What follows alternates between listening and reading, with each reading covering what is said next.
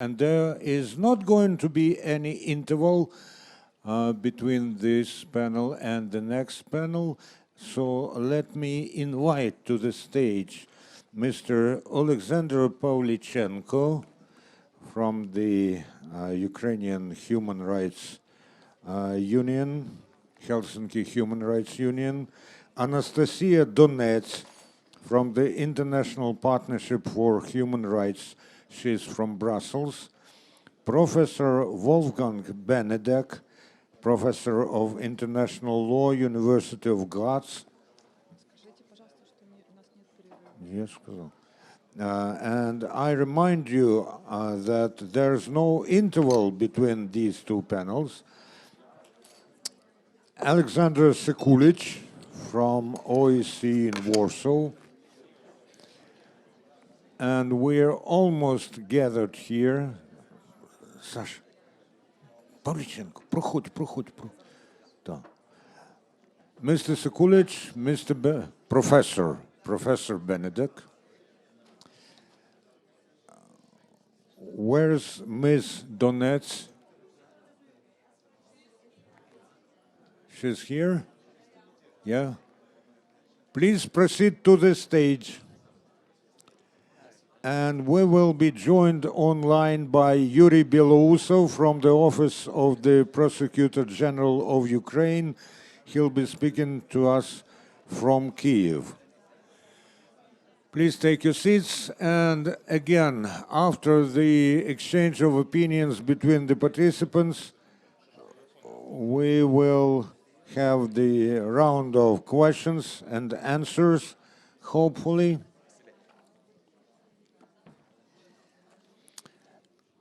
And Ms. Donets,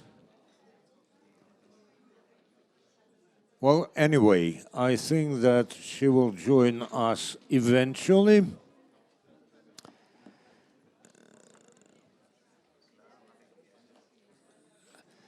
So, esteemed ladies and gentlemen, the subject we are going to discuss has a rather lengthy definition, and could you please move your conversation to elsewhere? Yes. Please. Okay. So, we're going to talk about strengthening synergies between political and civil society actors in the field of human dimension. Which joint efforts are needed for overcoming violations of international humanitarian and human rights law, war crimes, and crimes against humanity? And the most apt person to start this conversation, I guess, is Mr. Belousov from the Office of the Prosecutor General of Ukraine in Kyiv. Yes, we see he's with us now. Mr. Belousov, go on. Go ahead. Dear colleagues, it's a great pleasure for me to participate in such an important event. Unfortunately, can't be physically with you, but I really hope that it will not have any bad effect on my presence. As all you know, so Ukraine is facing the challenges which not any other country faced for a pretty long time. By this morning, we have registered more than 45,000 war crimes being committed in Ukraine. As you know, so now we every day facing new war crimes in Kherson territory when on the way it's been liberated. And again, the same as we saw in Kharkiv region or in Kyiv region, we are facing absolutely the same patterns of Russian soldiers' treatment of the Ukrainian population. It's cases of sexual violence, it's torture places where people have been kept for a long time and tortured with, like medieval approaches, which we never faced before. We have cases of deportation of civilian population, including children, to Russian territories, and we're working on all this.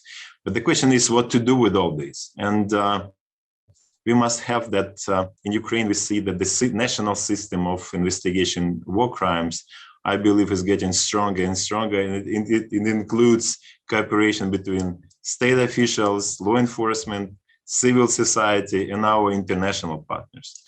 And we're really glad that the enhance of or exchange of the information between civil society and law enforcement is getting better day by day, because it's extremely important that all we understood that more than 90%, I believe 97, 98% of all perpetrators who have committed these atrocities, who have committed war crimes in Ukraine, would be prosecuted in Ukraine.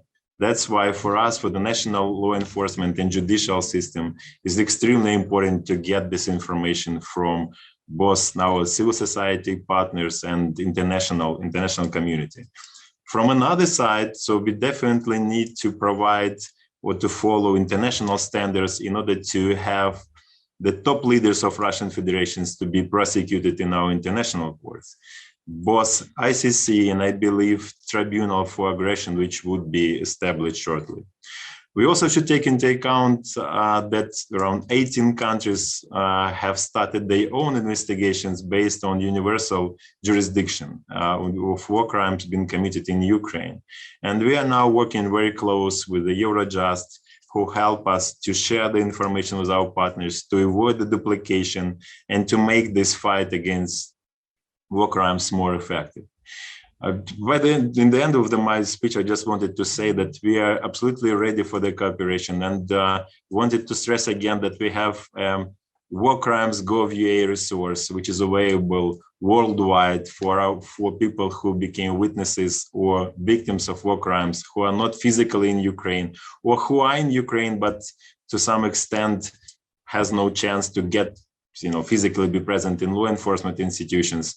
They could, using this website, download the information, videos, photos, any information which could be relevant for further investigations. And thank you again for this opportunity for me to make this speech, and I would be ready to answer any questions if there would be a chance for this. Thanks again.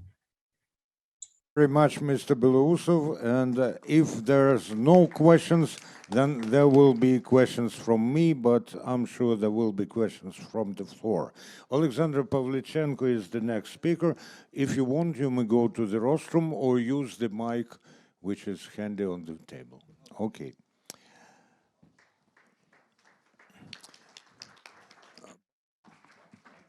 By the way, the audience, you may not wait until the end of all the presentations. You may raise your hand and I will make a note, and then you get the word quicker than you expect.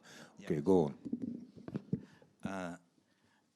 Dear guests of this fourth forum of European Ukraine, it's easy to speak after the Yuriy Belousov, who is very professional and was the civil society representative and now became the first person in office of the Prosecutor General dealing with the war crimes investigation. And my task is just to present how the civil society representatives are working in synergy and cooperation with the local government structures, with the state structures, and how we may assist and to be useful for the common goal to bring to justice the perpetrators in these atrocities that are on Ukrainian territories. Our organization and other partners that was said by Oleksandr Matvichuk are working in different coalitions, and we are working in Tribunal for Putin initiative, and we have a huge database with the number of registered war crimes, and we provide also the legal aid to the victims of the war and try to save the lives of the persons that are sometimes even sentenced to death. You are aware about the cases of 3 foreigners in Donetsk that were sentenced to death penalty. One of the person was our client. I will not disclose the whole information, but it just demonstrates how the civil society organizations are working across the borders. And I may just thank our colleagues from all other countries, including Russia, because their work is also very fruitful and useful, and we have the very professional lawyers on on all the sides. And it includes in the total process that we call synergy. We collect the evidences on the war crimes since 2014, and the big documentation center was established in our organization, Ukrainian Human Rights Union, but it was transferred to the state structure, Ministry of Reintegration.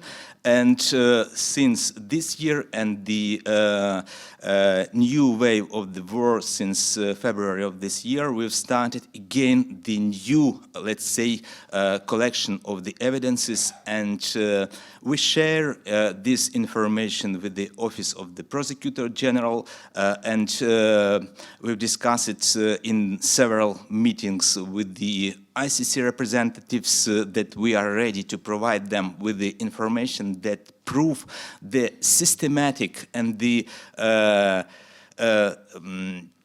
very massive amount of the violations that should prove the intention of Russian representatives. For example, they use very typical types of the crimes, like the hostages, taking the stolen of the people, the torture, and even the issue of the genocide character of the crimes that are occurred by the Russian is also the topic.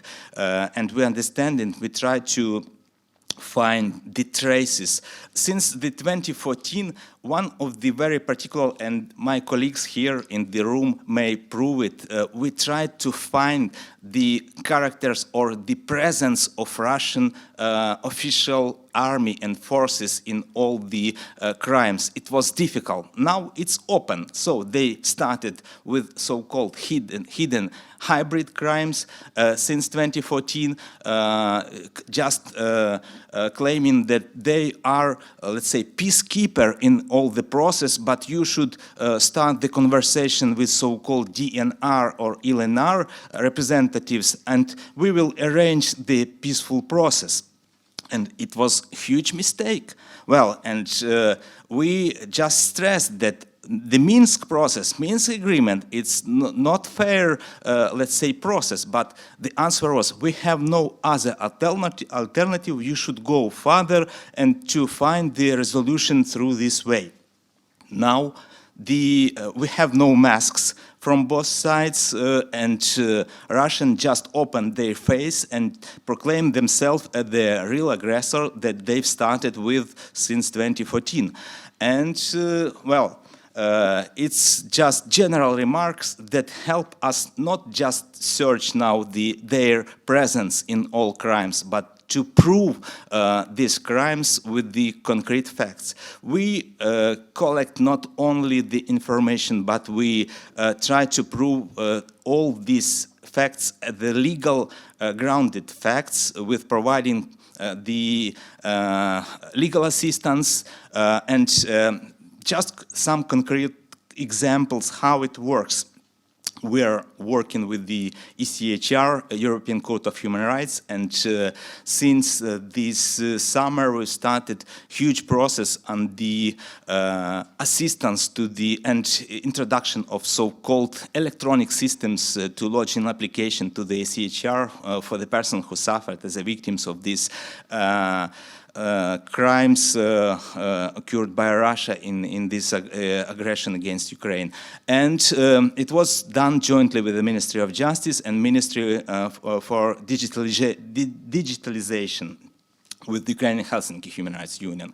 And we assisted in this matter,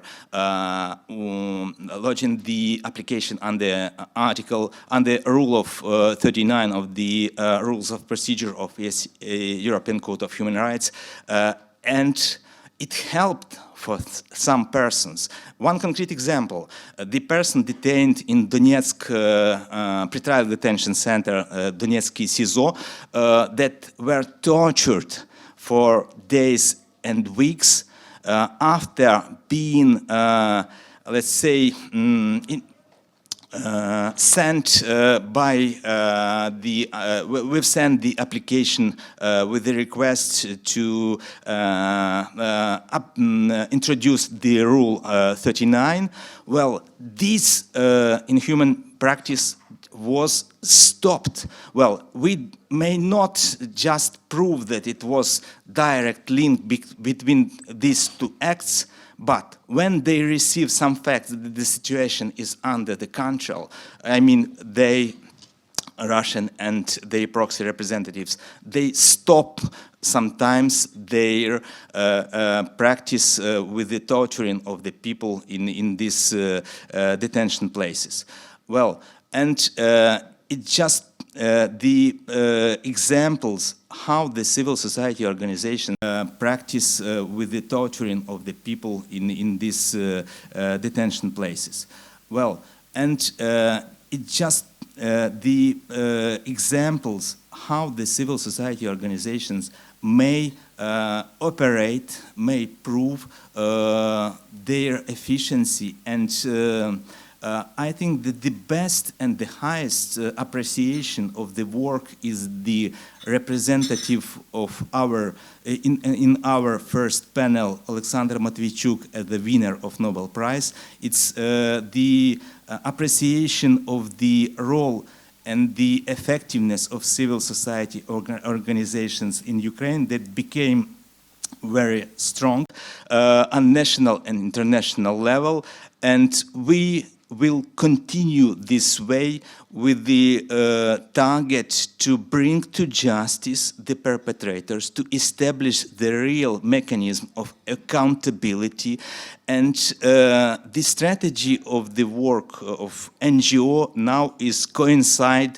with the strategy of national law enforcement structure, national judiciary, and we are working and developing the approaches to the transitional justice that should be introduced on the newly deoccupied territory, and we are thinking that how and what we will do in the next few months and years in Crimea, in Donetsk and Lugansk regions, in Kherson and Zaporizhia regions, that should be and will be definitely deliberated, and they were, are, and will be Ukrainian territory with Ukrainian people and with Ukrainian civil society that should be reintroduced, and they are still on this territory because, well, I may not disclose all the information, but we continue all these years and months to work with the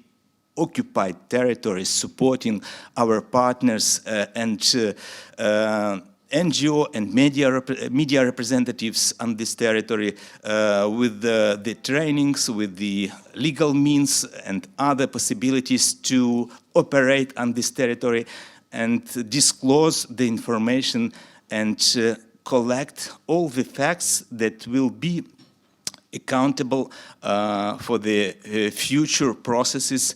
And very good resolution was done by the previous speakers that the non-punished evil will be continued, and we should stop this evil with a concrete legal process. Thank you.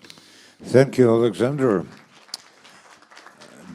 Being passionate, compassionate, and legally meticulous at the same time is no easy task, but the Helsinki Human Rights Union seems to cope with this.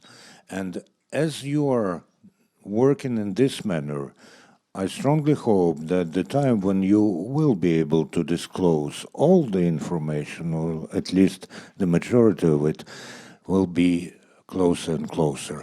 I notice your question later, and let's hear from another person deeply involved in protecting human rights, Anastasiya Donets.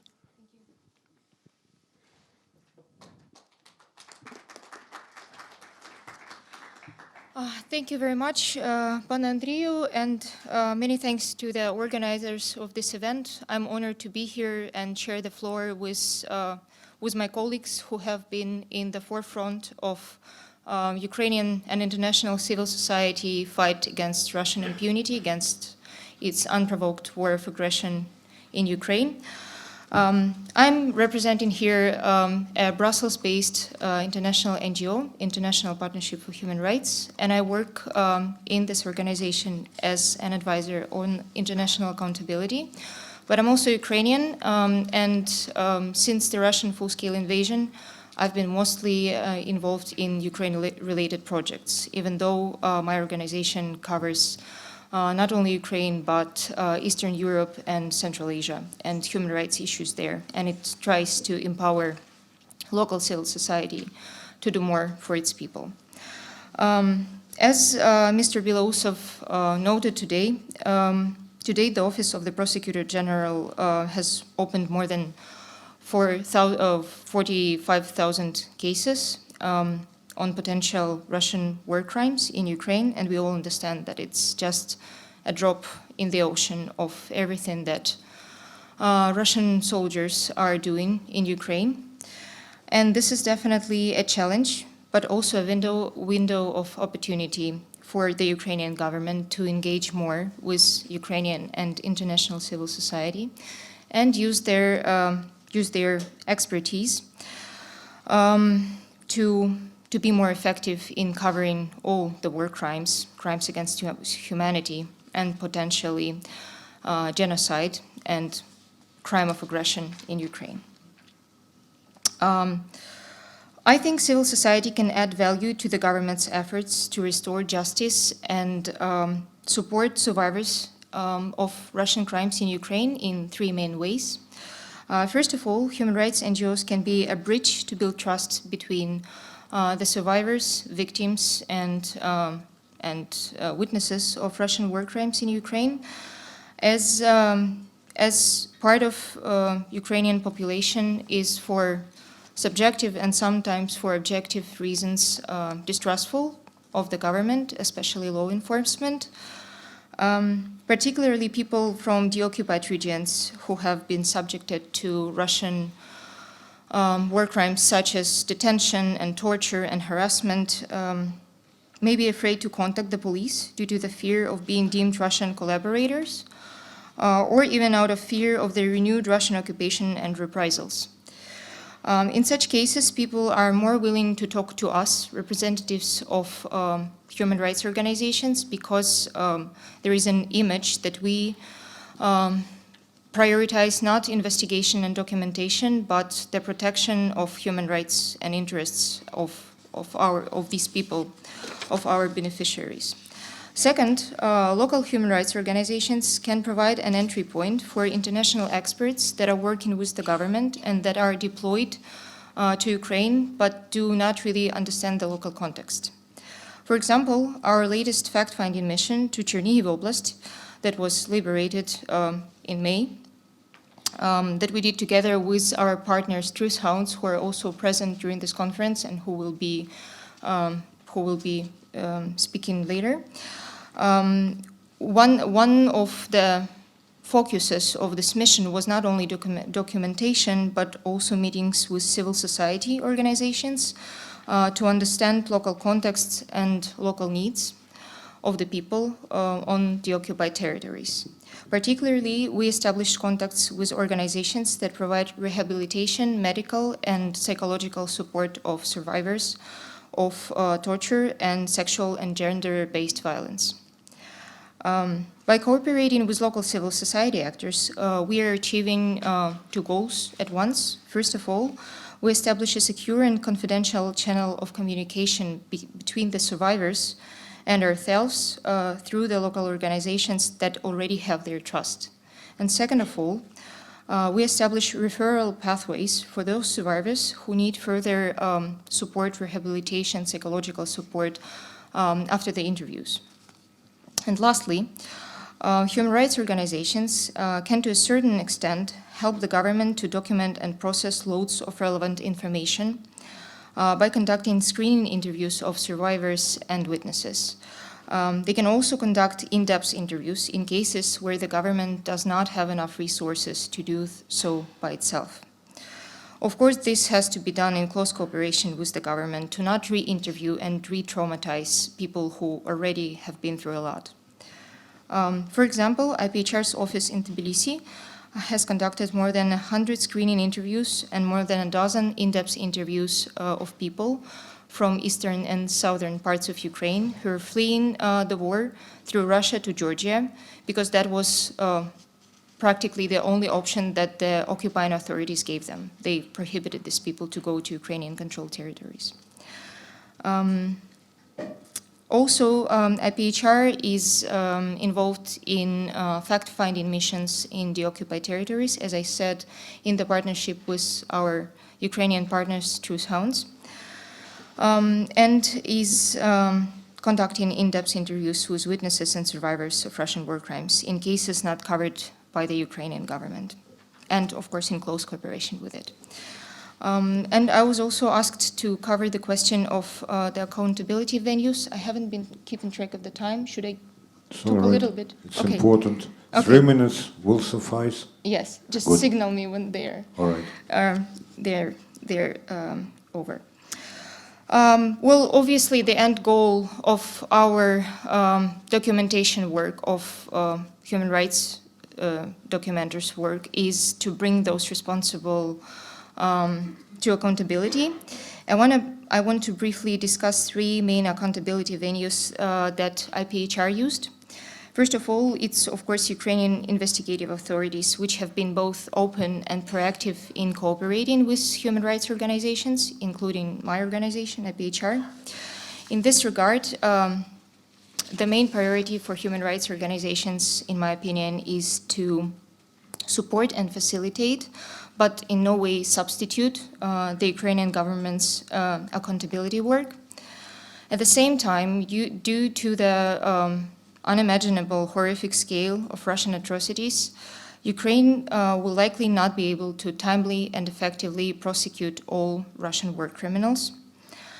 And there is an expression that justice delayed is justice denied, and we understand that if we want to deliver timely justice to the survivors, we need to use all available international venues for accountability in parallel to supporting the work of our government. I will only briefly mention 2 of such venues that IPHR has the most experience with. It's UJ mechanism and human rights sanctions. I will skip talking about the ICC due to the fact that its ability to deliver timely justice and prosecute all Russian war criminals is extremely limited for objective reasons. The only thing that I want to mention in the context of our work with ICC is that Ukrainian NGOs and international NGOs, including IPHR, have been submitting high-quality information to the Office of the Prosecutor of the ICC since 2013. And of course, all these organizations have doubled their efforts since the beginning of Russian full-scale invasion. And according to our experience, ICC is open to cooperation, but very slow to react, as we have seen with the 8 years of the ICC preliminary examination of the situation in Ukraine, and its subsequent more than a year-long hesitation to open a full-scale investigation. So I would like to talk first about UJ mechanisms. As was mentioned today, more than 18 countries have opened universal jurisdiction investigations into Russian war crimes in Ukraine. And as a rule, civil society actors are allowed to contact the so-called special investigative units of respective countries. and share with them the information about potential crimes, victims, survivors, and perpetrators. And these war crimes units can then investigate and prosecute war crimes that have a nexus, usually, that have a nexus to their own country, for example, a survivor or a potential perpetrator. And this is great news for us, because many of these countries that opened investigations into Russian war crimes in Ukraine have received thousands of Ukrainian refugees, including Germany, and they have now direct access to potential survivors, victims, and witnesses. Additionally, we have information that certain Russian soldiers, after withdrawing from Ukraine and coming back to Russia, are then fleeing, including to Germany, to avoid prosecution by the Russian government. For good reason, as we could see from the latest news about the savage extrajudicial killing of a Russian prisoner of war, Yevgeny Nuzhin. We think that such cases will become ever more common the longer the Russian invasion and military defeats on the ground drag on. And if they are, as in this case, followed by reprisals against the Russian combatants that, so to say, fail in the battlefield. These people, if found guilty, the so-called Russian refugees, they could be then prosecuted, for example, by the German authorities and other countries that opened UJ cases. I also want to briefly talk about sanctions. Although it's not a classic accountability mechanism, it's rather a deterrent mechanism, but it has proved to be very effective in our practice. ODIHR and its partner Global Diligence, which is a UK-based public interest law firm, have been successfully using the so-called Magnitsky sanction mechanisms in the US, UK, and the EU to target those involved in grave human rights violations and corruption in Eastern Europe and Central Asia. Among others, we targeted people, individuals and companies from Russia and Russian-occupied Crimea. Although sanctions, as I said, is not really a legal mechanism, they can receive designation requests from civil society, which is, again, good news for human rights defenders. And if the requests are successful, they are implemented not within tens of years, like with the ICC, but within months. And sanctions can include asset freezes and visa bans that are usually very painful for Russian criminals, as many Russian oligarchs often invest their ill-gotten money in, for example, luxurious property in the UK or the EU, or they want to send their kids to fancy US universities. Then asset freezes and visa bans can be really painful than, for example, a remote criminal procedure in some European country. Another good news is that there is a new EU asset recovery and confiscation legislation that allows to seize the assets that have been frozen. So theoretically, that the $17 billion of Russian oligarchs' wealth that has been already frozen in the EU could be used to support the struggling Ukrainian economy and to help the survivors of Russian war crimes. The UK also already has a similar mechanisms in place, as well as more than $20 billion worth of Russian oligarchs and Russian war criminals' wealth. So to wrap it up, I think that Ukrainian warfare should go hand in hand with Ukrainian so-called lawfare, the fight against Russian impunity in courtrooms around the world. And I think this fight would only benefit from the participation of civil society, both Ukrainian and international, as human rights defenders' expertise and experience in documenting and litigating Rome Statute crimes can speed up the process, can enhance the quality and increase the legitimacy of the Ukrainian effort to bring those responsible for Russian war aggression in Ukraine to responsibility. Thank you for your attention. Thank you. I may be accused of not keeping up to my promise to watch the strict time limits, But the silence which prevailed in the audience during Anastasiya's speech yelled at me, let her speak, because this was systemic and this was rather broad range. Thank you for this, thank you for the work. And now we'll have Professor Wolfgang Benedek, who is the professor of international law and one of the authors of the Moscow Mechanism reports of the OSCE this year. Please. Thank you very much for the invitation to speak at this very important event. I think this topic is indeed something which should be dealt with on a priority basis, namely the synergies between political and civil actors in the field of the human dimension. And the question, what is the added value of the expertise of civil society, has already been shown by the presentations before, but I can also speak on it from my own experience. I have been working on both sides. I have founded an NGO on the right to education, which was very active in the wars in former Yugoslavia and tried to help students and universities there. I have helped establishing several human rights centers. So I was and still am part of civil society in that respect, but I'm also working as an academic and more recently as an expert in the context of the so-called Moscow mechanism.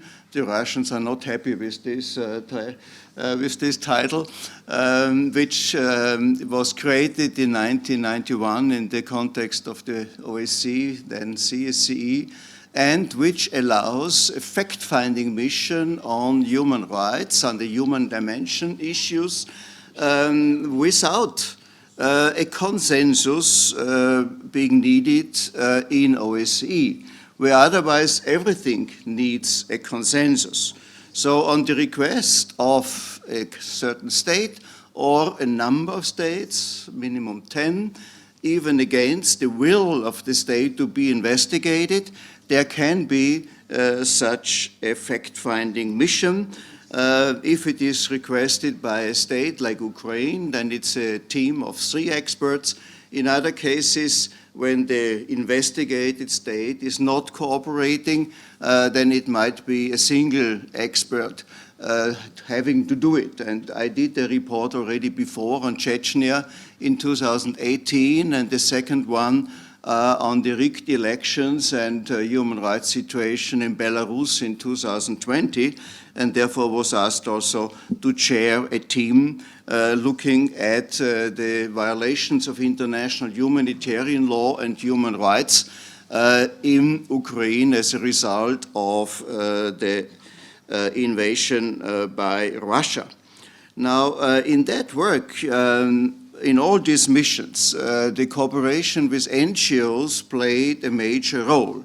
ODIHR was providing a channel, for example, where every NGO could address us with information. But besides that, we also used all our contacts in order to reach out to civil society organizations and get information from them as quickly as possible, because one of the conditions of this system is that you have to do the report within 3 weeks, which is close to impossible, but as we showed, it can work. And we got a lot of information from NGOs, like, for example, more than 20 Ukrainian NGOs who create a coalition for the documentation of war crimes. They helped us. Other NGOs in the field, we already heard of Oleksandr on her work, and I really have to congratulate her for the Peace Nobel Prize, which was also given to the whole civil society of Ukraine in recognition of this important work civil society has performed in this respect. And we also worked with very specific NGOs, investigative NGOs like Bellingcat, which are doing a marvelous work in analyzing with satellite and other tools through the internet the evidence which is there and which helped us, for example, to find that indeed the attack on the Mariupol theater and the health clinic there was a Russian attack directly targeting civilian institutions. So civil society organizations are indispensable partners of the international community. You see this in particular with the European Union, which has a long tradition of supporting and consulting with civil society, but also when you look at the United Nations, where they have a status in the Human Rights Council, and so on and so on. So that does not need to be proven, so to say, but it has recently been particularly recognized, not only through the Peace Nobel Prize, but also, for example, through the Sakharov Prize, which the European Union has given to the Ukrainian people as represented by its leaders and civil society, or, for example, the Václav Havel Prize given by the Council of Europe to the journalist and opposition figure Vladimir Kara-Murza, whom I know a bit and who unfortunately now is in prison. It should also be noted that civil society is regularly invited to various high-level meetings, like, for example, the UN Security Council is from time to time meeting the so-called ARIA formula, which is an informal meeting and where civil society usually is given the opportunity to speak. Or I was in a hearing with the US Congress, and again, we had several civil society organizations speaking there. As you know, the American organizations like Human Rights Watch or Human Rights House are very active also in the context of Ukraine. When the OSCE organizes its ministerial conference, then usually there are side events. And again, in this context, we meet civil society, which is used, so to say, as the antennas on the ground to let us know what is really going on there. In response to one of my recommendations on my Belarus report, the question was how to establish accountability for the multitude of human rights violations there, while the government was pursuing a policy of full impunity.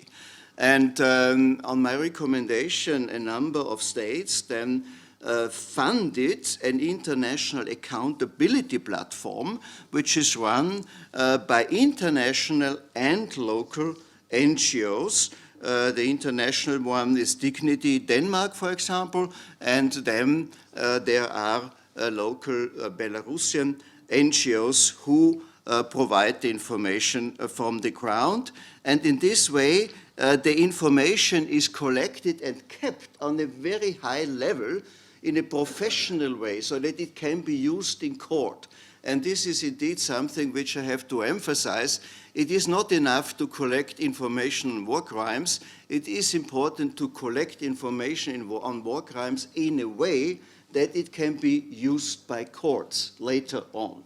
And this is why sometimes the prosecutions are a bit, let's say, critical of the work of NGOs who are not having this professionalism. And I think it is important that those NGOs who can do it, they do it, but not everyone starts collecting data because that can re-traumatize the victims. This can even do more harm than good.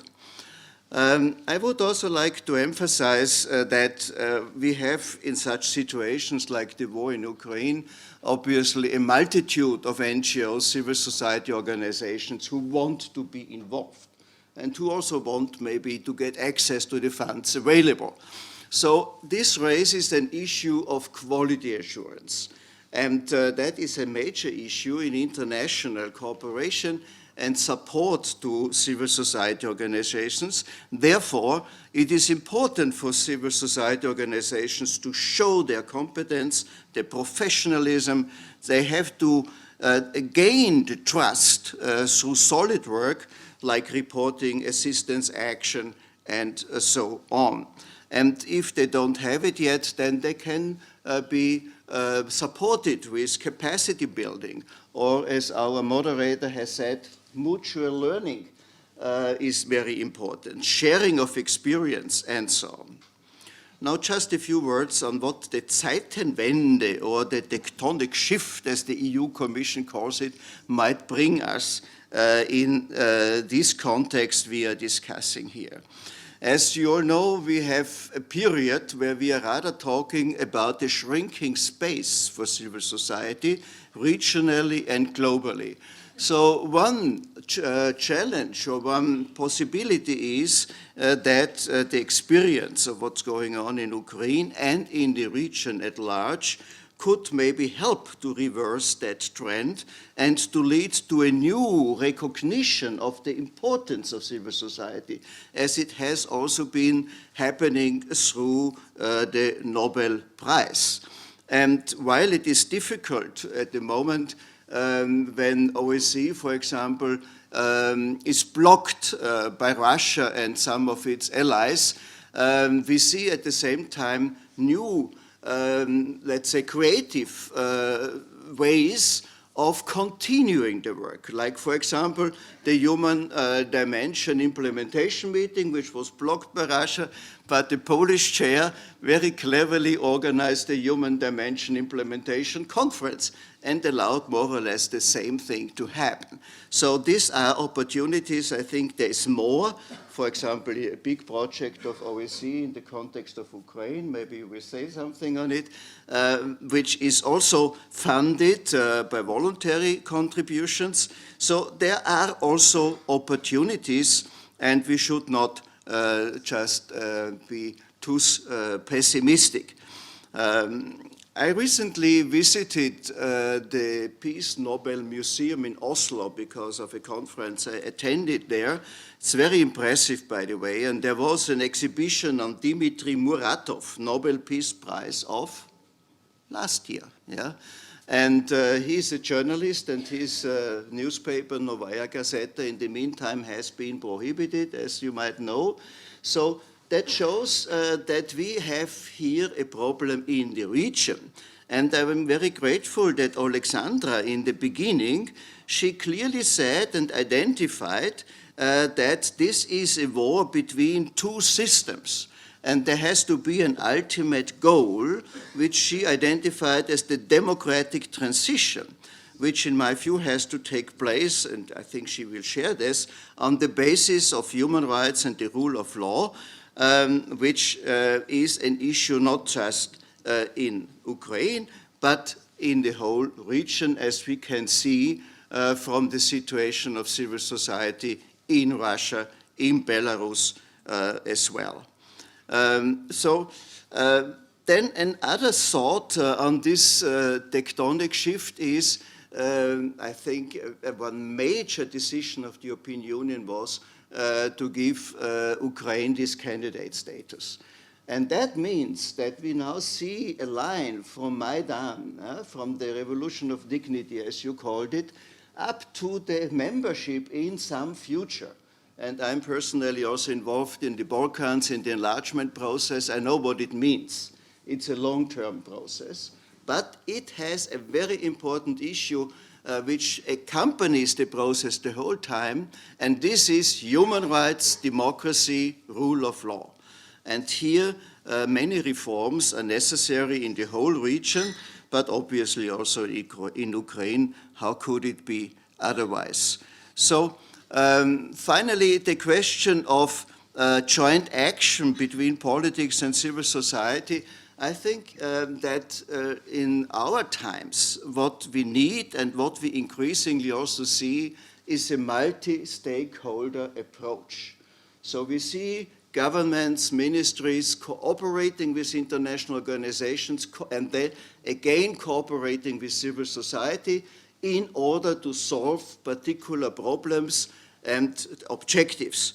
And I hope that this multi-stakeholder approach will also have its impact in the given situation and thus allow civil society to play its role. Thank you very much. Thank you. Unexpected and persistent, academic and popular at the same time. This is how Professor Benedek strikes me, and this is probably because he's sharing both academia and civil society, and this is characteristic of civil society as well. Unexpected, though predictable in its efforts, and we know at what these efforts are aimed. Let's hear from Aleksandar Sekulić from OSCE in Warsaw, and he's also involved in human rights. Go ahead. Thank you kindly, distinguished guests, colleagues, panelists. I work for the Office for Democratic Institutions and Human Rights, and this is the principal institution dealing with the human dimension of security in the OSCE framework. This means dealing with values such as human rights, rule of law, democracy, free and fair elections, tolerance, etc. Unlike some other entities within the OSCE family, we don't need to renew our mandate on a periodic basis.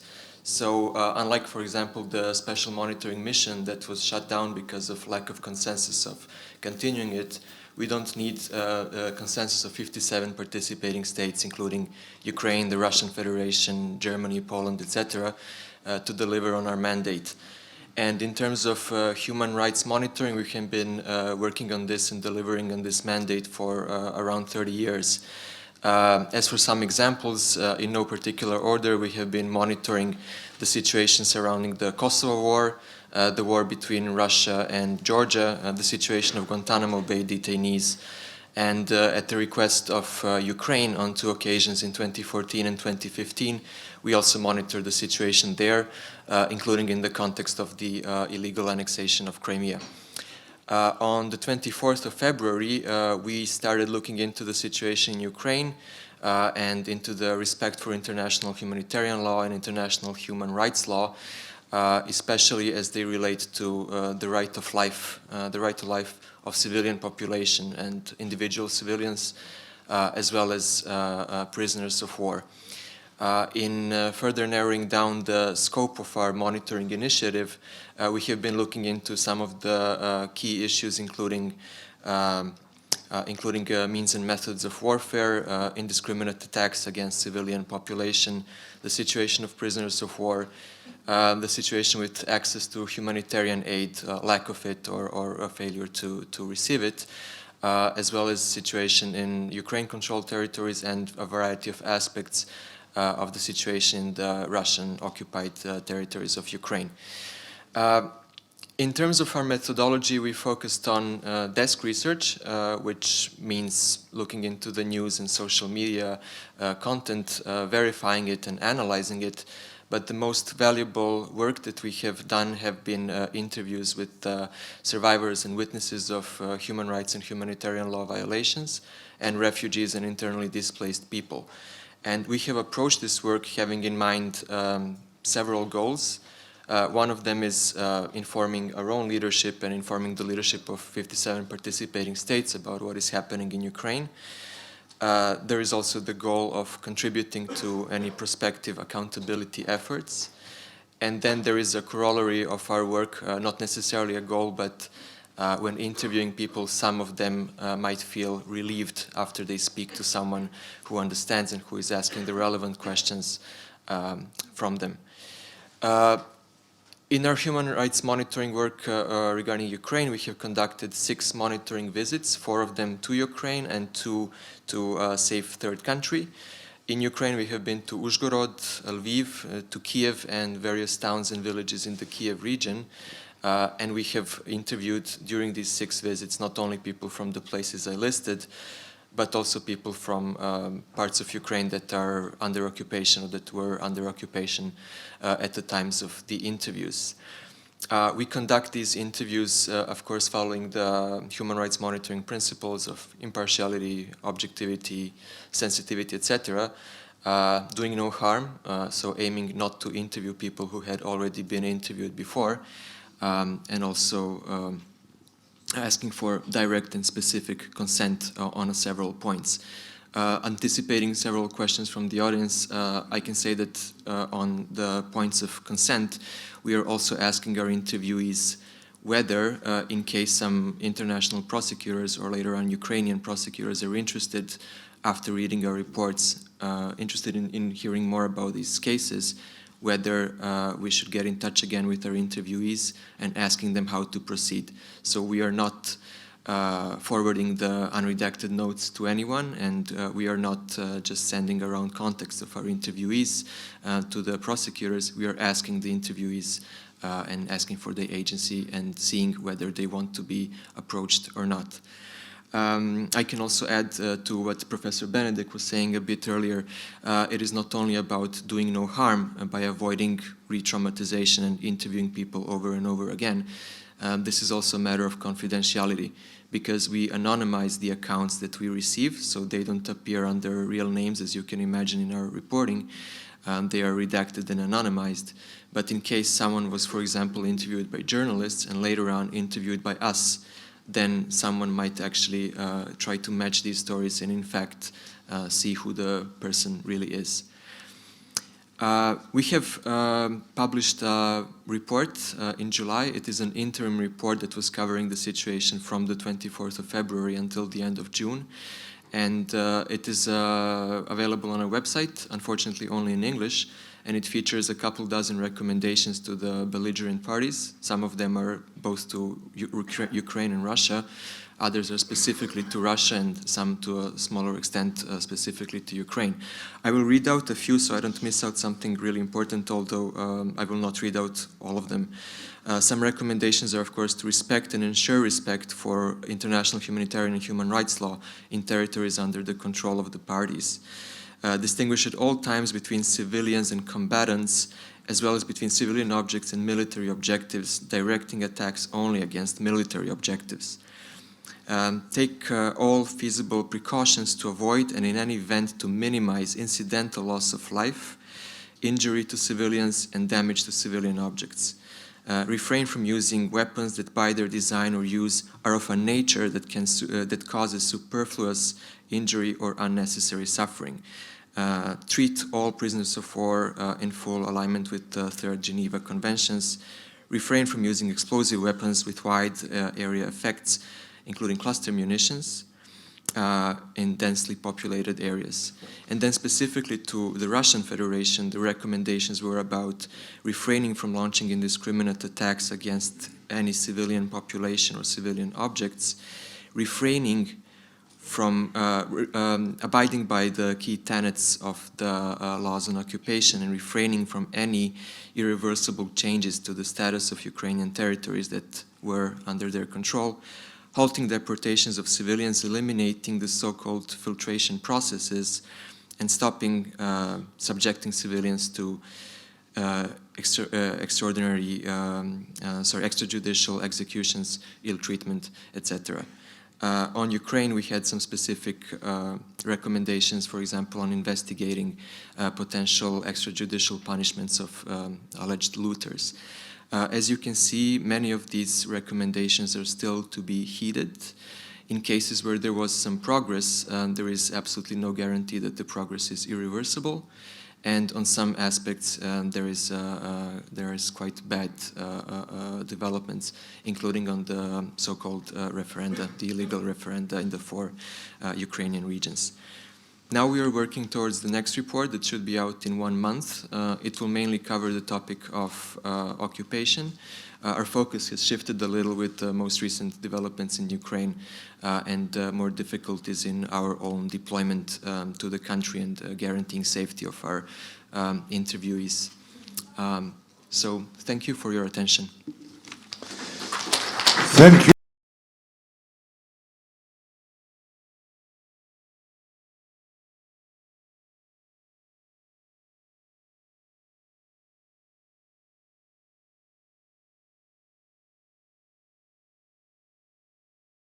Do and what is being said here, what is mapped out and what will be done after this meeting is of course instrumental in stopping this resonance, in establishing, well, Speaking in the terms of my generation, it was called the Last in Peace.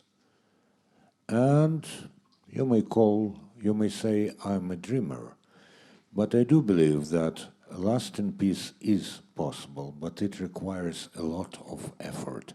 Now we have at least 3, now 4, now 7 questions, but in order of submitting requests, Mr. Elsrode, then gentleman in the first row, then gentleman 2 rows behind Mr. Elsrode. Roberta, go. Yes, I see everyone, but we'll see whether we will have enough time. Hi, Dave Elsrode, Human Rights House Foundation, Geneva. And first, just thank you to the panel. It's an incredible discussion. I guess what I'm curious about is the dichotomy that Aleksandr Matvichuk talked about was this fight between authoritarianism and democracy. Excuse me? Oh. Between authoritarianism and democracy. And of course, one of the key differences amongst many between those two systems is independence of civil society. And I'm curious, in an instance like this, where there has been such an amazing rally around the flag phenomenon in Russia, in Ukraine rather, where civil society, political leadership, others are coming together in response, what do you anticipate to be the challenges for Ukrainian civil society in terms of maintaining or regaining independence? Understood. Who wants to start? Pavlichenko, please.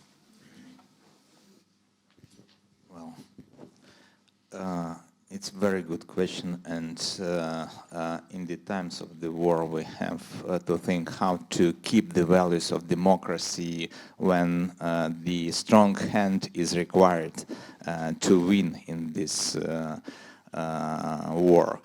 Well, this synergy approach and the real dialogue and cooperation between the civil society representatives and the state authorities probably is the answer.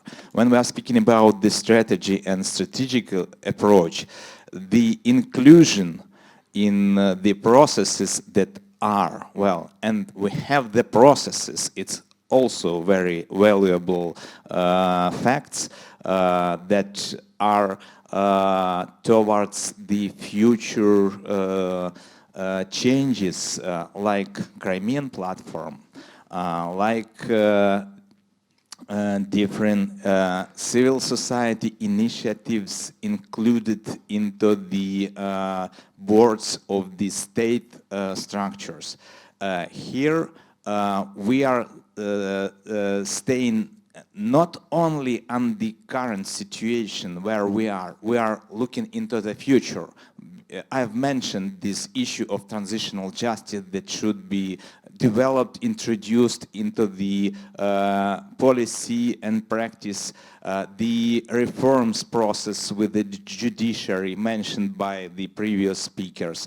Well, the civil society is there, and the voice of civil society is heard, and not only the voice, but all the work that was done, developed in the not only last years, but in the decades, is also here.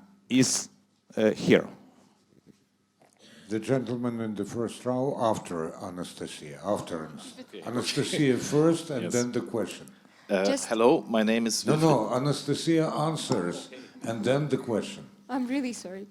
Just a quick addition to what Aleksandr said. I think another challenge is that in Ukraine, being in the survival modus right now, many civil society actors are focusing on the war and documenting war crimes and helping displaced people and doing anything to make our victory happen sooner. But I think one of the challenges is that we have a very diverse and very well-established civil society that works with minority groups, with people with disabilities, with other vulnerable communities. And I think this work is now, to a certain extent, deprioritized. And this is a big problem because all the problems that Ukraine dealt with before the war, they are still there, and the people who are vulnerable are even more vulnerable, and their problems are exacerbated by the war. And I just think that maybe it would sound too simple, but I think that people who have been civil society actors that have been focusing on very important work with, for example, vulnerable groups should keep doing that, even though it's very hard to not try to do something directly related to war. Thank you very much. Now the question. Okay, thank you very much. My name is Wilfried Yilges, Center of International Peace Operation, and here expert on Ukraine and Eastern Europe. My question is about what Aleksandar said about the problem of genocide and how to investigate that. We have 40,000 cases. We had so much cases, and we will have more. We had at the beginning the work on the criminal base and all that. Now I think when we really want to define also properly for the international community that we have the fact of genocide, we need investigation, very challenging investigation in the intentions of the perpetrators, documentation maybe also from the perpetrators, because genocide and intention is a very important thing. And to analyze patterns of behavior, to compare the things, not only to have individual cases. And here's my question. Maybe you can a little bit speak about the challenges, how you try to cope with that first. Secondly, in that phase of investigation, what do you expect when it comes to help from your donor partners in Europe? Thank you so much. Thank you. Thank you. Very deep question that requires not a single minute. And I just refer that tomorrow we will have special panel, and I just, let's say, construct the bridge to tomorrow. And I invite you to receive the answer tomorrow, because it's the very long and deep discussion how it should be done. Yes, it's the type of genocide characteristics in these crimes, and it requires special, let's say, level of proofs in national and international structures and judiciary. And we work on that. We have especially collected materials for that, and the reports will be published, but we will speak about it tomorrow, I propose, and the challenges will be discussed tomorrow as well. Maybe Yuriy Belousov will add something to this, if he's still with us. Yes, I'm still here. Yes. Thank you, Andriy. I just raised my hand. I'm not sure if you could see me. I could briefly tell you that we have a separate investigation on genocide. And I should also say that from a political statement, it's coming closer and closer to a legal term. And we could see what Russians are doing is coming closer and closer to the genocide definition. And as you all know, so genocide has several elements. And we see at least 3 of these elements, which are, we believe that we would be able to prove, both in national or international jurisdictions. First, it's a transfer of Ukrainian children from one group to another. That's pretty obvious fact. We have more than 11,000 children being forcibly transferred to Russian territory. Second, that's established. I'm not using the word by word terminology, but I think I would try to explain. Second is establishing conditions which are not proper for living. And we see what Russians are doing in attacking our energy infrastructure. We made an analysis, 67% of all attacks to energy infrastructure took place in October, when the winter is coming. And we all understand what are consequences when the energy system of Ukraine is not operating properly. For our hospitals, for equipment, for living, which is fully dependent from electricity, for our social care institutions, for our ecology and the rest. And the Russians do it deliberately. They don't even hide it, that they try to force Ukraine to follow the demands by establishing conditions again which are not proper for living. Third is targeting the whole group or part of the group. And we could see, and we have evidences, they target the group of Ukrainians, which is pretty big, which actually has pro-Ukrainian positions, who just love the country, and they target these people, and they try to destroy this group through the filtration system. They try to target groups who are civil society activists, who are former or active militaries, who have any tattoo with Ukrainian symbols or whatever. They select these people and they try to put it in separate prisons, so-called, or just kill them.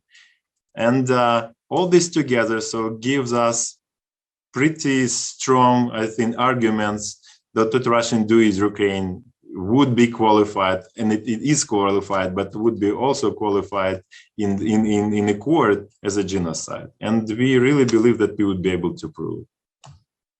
Thank you. The next question. Anthony Foreman, Peaceful Change Initiative. I have a question about cooperation between experts in human rights and non-expert civil society. I think it's clear that there's an information side to this war as well, and we're in a place where everybody knows what's happening and understands the seriousness of it, but that's not the case everywhere, and there's still people who need to be convinced. Are there any guidelines that you could give? I'm thinking of Professor Benedek, but also maybe others. What is an ethical way of talking about these things, talking about crimes before they've been proven? Genocide, which I think I'm convinced of, others are as well, but it's a legal term with a certain burden of proof. Any guidelines along those lines? Thank you. A very poignant question. Go on, Professor. The mic is there. Thank you very much. Yeah, what we did in our report was that we said we found a pattern of systematic violations of international humanitarian law and human rights. And we, in that sense, did not have to look at each and any of the individual cases because there are too many, but there was a sufficient case load to come to this conclusion. And then when you look how systematically this is being happening, the Russian, in the beginning, they said, we are not attacking civilians. Yeah? We are following in this way the international humanitarian law. We found that this was untrue. In the meantime, then don't even claim this anymore. Yeah? It's so obvious that, and in this way, that has confirmed our earlier findings. And regarding genocide, that is an issue which in the end has to be evaluated by an international court, and that is extremely difficult. One could also add that there is a lot of genocidal language, which we also come across from the Russian side. Yeah? But still, will that be enough in the end? I say what I see is at least a number of genocidal acts that I think is clear, and language. And in the end, we'll see what comes out of it. But that is anyway enough. And at the same time, when I see massive human rights violations systematically happened, then I can see that these are crimes against humanity. And these are the strongest and the most heavy crimes. And I think there is enough material there for the courts for many years. So what we really need to do is to help Ukraine, first of all, to deal with all these cases and then to bring them to court. Thank you, thank you.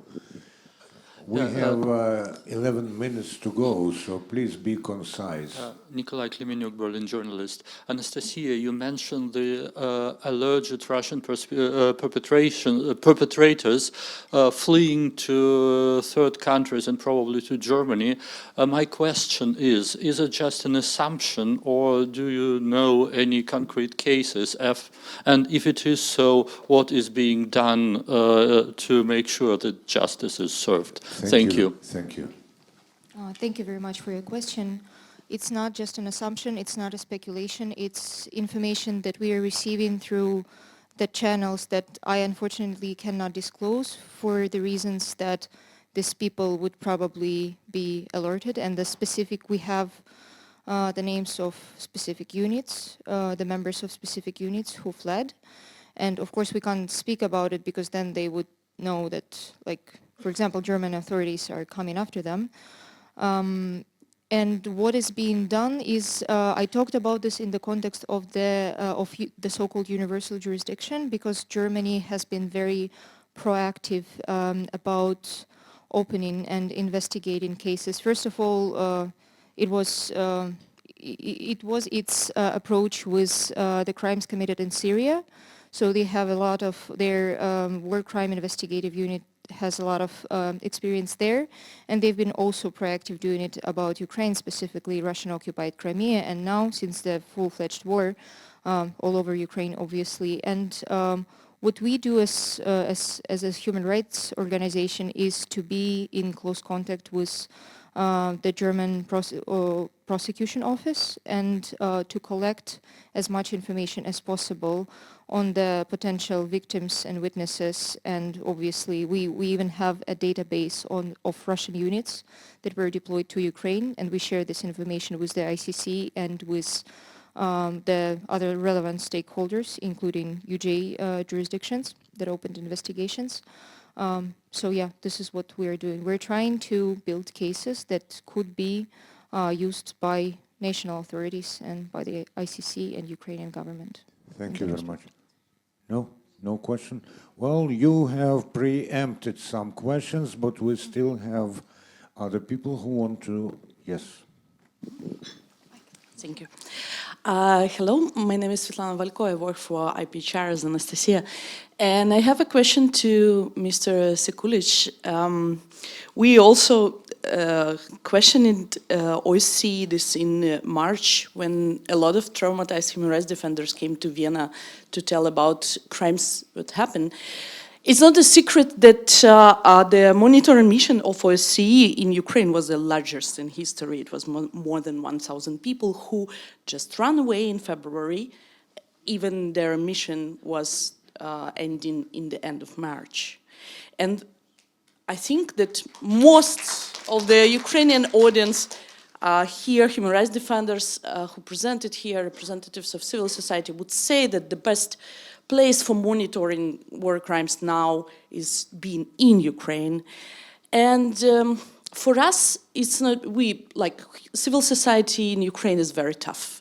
We do believe that we will be first who will bring Russians to the courts, who will try to fight this impunity in Syria, Mali, and Georgia, and Transnistria. We do believe this because we are dedicated and we are tough. But some help would be like probably needed. And despite the governments, Germany, US, UK, Poland, Lithuania, Estonia, Latvia, who are really helpful during this month, we see the crisis of institutions and first of all, OSCE. Did you have any discussions inside OSCE and inside of DIHR that your mandate should be changed, or there is a time for really crucial reforms inside OSCE because you don't follow in your mission? I think the question is clear. Thank you for the comment and the question. I think the question about debating the mandate is unfortunately way above my pay grade, so I'm sorry that I cannot answer it completely. There's more colleagues in the room from ODIHR who are also in touch with civil society, and we can discuss this also on the margins of the event. Another disclaimer that I can make, and I know it is easy to make, is that we are all in the OSCE family, but ODIHR, DIHR, is a separate thing from, let's say, special monitoring mission that did leave the country immediately, and it is also separate from the Moscow mechanism, which is an independent mechanism of experts who work on fact-finding. What I can say is that while SMMU left, I know that many of their staff were not happy with leaving, and when we recruited monitors to participate in this Ukraine monitoring initiative that ODIHR is leading, I think almost all of the monitors are actually very motivated people who worked for SMMU for, in many cases, for years. And they have been returning in the framework of our mission. You can also take a look, there is a process of returning one sort of institution back to Ukraine as a support program to Ukraine run by Secretariat of the OSCE. So these people will be working from Vienna and from Kyiv. So this is something that I can tell you, and apologies if it's not enough to explain everything. Thanks. Thank you very much. We have 5 minutes to go. I feel I have to explain where Mr. Pavlichenko went. This is because the air raid in Ukraine has finished, and he was able to join the television program to report on what is going here. This is important. So hopefully he'll be back before the end of this session, but knowing my television colleagues, I suspect that they will keep him for quite some time. So we will have to round up this session without Mr. Pavlichenko, but let's hope that he appears. There are actually two choices for the final question, and I'm going to provide this choice for our speakers. The first question came by the end of the last session, of the opening session, but it came too lately to ask it, and it's from Andriy of one of the peacemaking initiatives, and it's about the notion that Ukrainian civil rights activists, civil society activists are requesting more arms. And isn't there a contradiction, and what's going to be the German response to it? So anyone who chooses to answer this question may answer this question. And at last, the question from the moderator is, what will be your imaginary closing remarks of the entire conference, not of this session, if it all goes according to your personal plan? And let's start from Professor Benedek.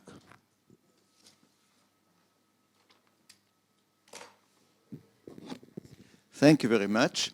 I have to say I have full understanding that even civil society, which traditionally is hesitant when it comes to arms, in that respect requesting arms in order to bring this war to an end. When I talk about Ukraine, I never forget to mention that Ukraine in 1994 was the third atomic power, nuclear power in the world, and gave up on its arms. It disarmed, and it got guarantees at the time which finally were not realized. And now I think there is a duty to help Ukraine to finish this. The collective security system of the UN is blocked because the Security Council is blocked. So we need a kind of alternative to this collective security system on an individual basis, and this is what is happening, I think. And we have to go through it because I do not see much of an alternative to this. And that will not be easy because we have already debates in Europe. Cannot we push Ukraine into some kind of negotiations, and wouldn't it be better that less people die, but then we have to give up on some territory or whatever? And my argument is we have to leave this to Ukraine to be decided. But I have to flag that this issue is becoming more and more discussed in Europe these days. So it's not an automatic resolution to that. And yes, finally, with regard to the topic of our conference, it's really a bit premature to say what is the outcome. But in my view, what we can expect is a better understanding between civil society actors and political actors for their various roles. I think it would not be good if civil society tries to be a political actor to take the place of the political actors and the other way around. There should be clearly defined roles, because otherwise you cannot criticize the political actors. And you mentioned independence is all important. Yeah? But what is needed and what can be achieved is mutual understanding and cooperation. Thank you very much. Is Yuriy Belousov with us at the moment? Yes, I'm yes. here. The closing remarks from you, Yuriy. You know, I wanted to say several messages, and I will try to be short.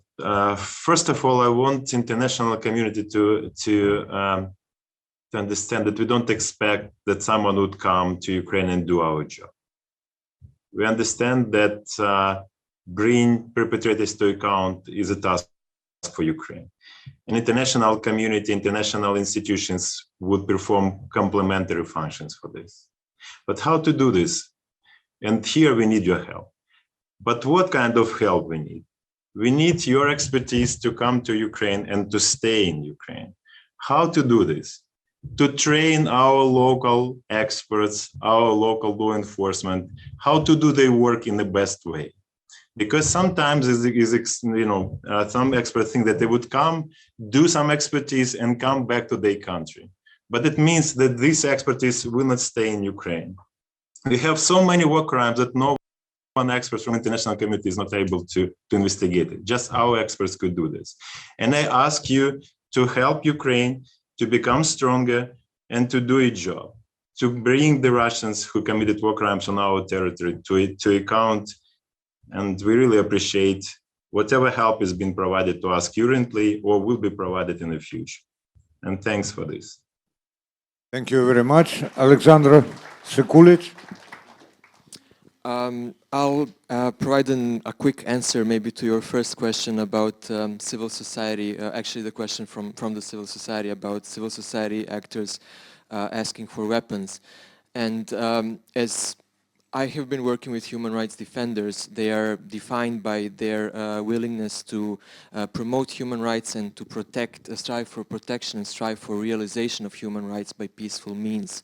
But that doesn't say anything about the need for self-defense. So in that sense, I see that there is this, I have seen this also among my Ukrainian friends and colleagues, and I think that as long as there is a personal choice of whether someone wants to be a pacifist even in the face of aggression, then this is completely fine. I also wanted to reflect on one more thing.